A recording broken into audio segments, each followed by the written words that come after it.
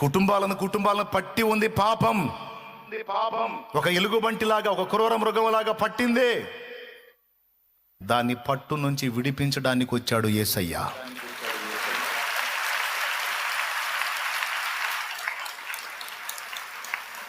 యేసు ప్రభు వచ్చాడని పండగ చేసుకుంటున్న సోదరి సోదరులారా, వచ్చి ఏం తెచ్చాడో అది పొందారా? ఏం అనుగ్రహించాడో దాన్ని సొంతం చేసుకున్నారా?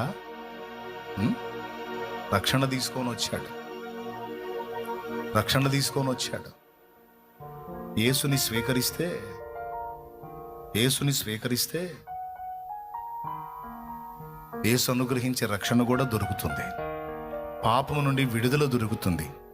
మనసుకి శాంతి లభిస్తుంది. ఆత్మకు రక్షణ నిశ్చయత దొరుకుతుంది. దేహానికి స్వస్థత లభిస్తుంది. హృదయంలో సమాధానం లభిస్తుంది. జీవితానికి విలువ దొరుకుతుంది. బ్రతుకు ఒక గమ్యం దొరుకుతుంది. నడవటానికి సరైన మార్గం దొరుకుతుంది.